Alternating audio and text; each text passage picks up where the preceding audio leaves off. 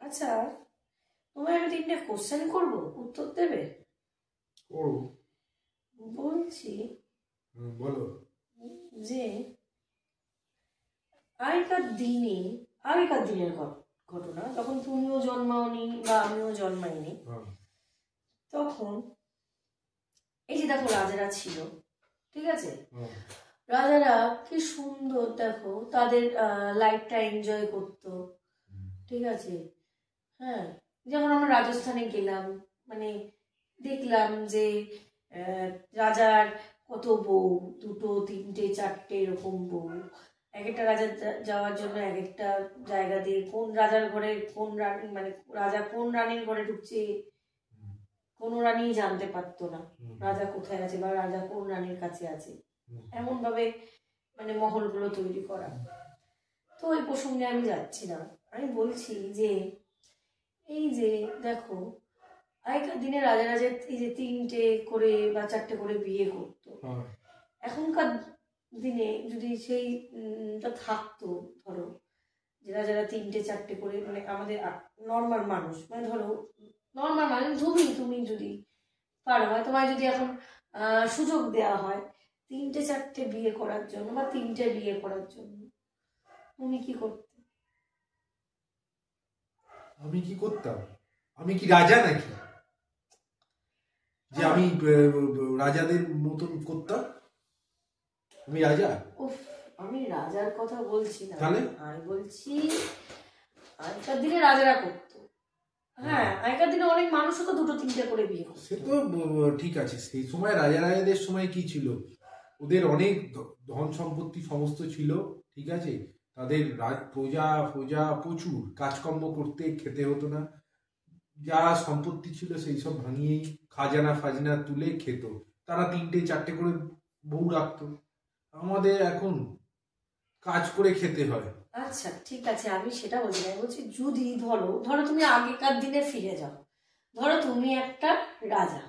আমি রাজা? হ্যাঁ, তুমি রাজা, চোখ বন্ধ করো, ফিরে যাও, চোখটা বন্ধ করো না, চোখটা বন্ধ করো, তুমি রাজা, ঠিক আছে। এবার তুমি ধরো, তোমাকে আমি একটা ধরো বউ, আমি বড় বউ, ঠিক আছে, তোমাকে বিয়ে করতে হবে।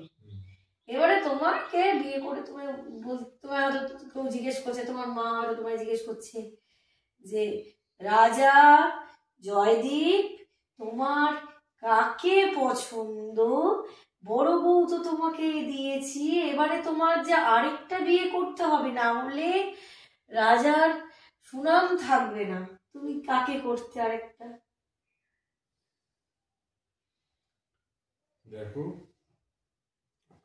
আমার তো সেই সময় যদি বলো তাহলে তো অনেক বিয়ে করার, যদি তুমি বলো না থাক এই সময় তো আর, কিন্তু ওই সময় যখন তুমি কথা বলছো তাহলে আমি বলি যে আমি তো বিয়ে করতাম না।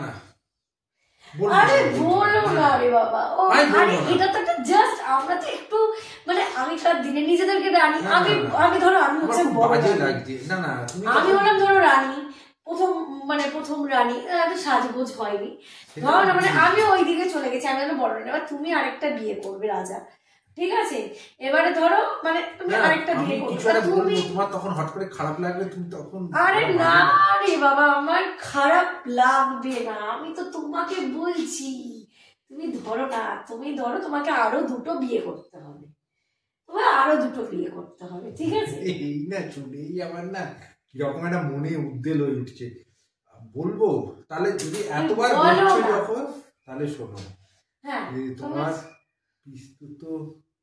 পিসির যে জায়ের মেয়েটা ছিল না, আরে হ্যাঁ, শিবানী, হ্যাঁ, ওকে তোমার খুব পছন্দ হয়েছিল, খুব।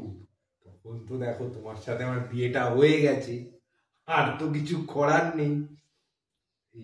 আর যদি তুমি আর একজনের কথা বলো, সেটা হলো আমার অফিসে। হ্যাঁ হ্যাঁ, পুষ্পিতা খুব ভালো মেয়ে। হ্যাঁ, আমার দিকে তো কতবার, মানে আমি শুধু হ্যাঁ বলতে অপেক্ষা। তো আমি দেখো পারবো না এখনকার দিনে খাওয়াতে, একটাকেই চালাতে হিমশিম, না হলে তো আমিও রাজা রাজাই হয়ে যেতাম। তুমি যেটা বলছিলে, বুঝলে?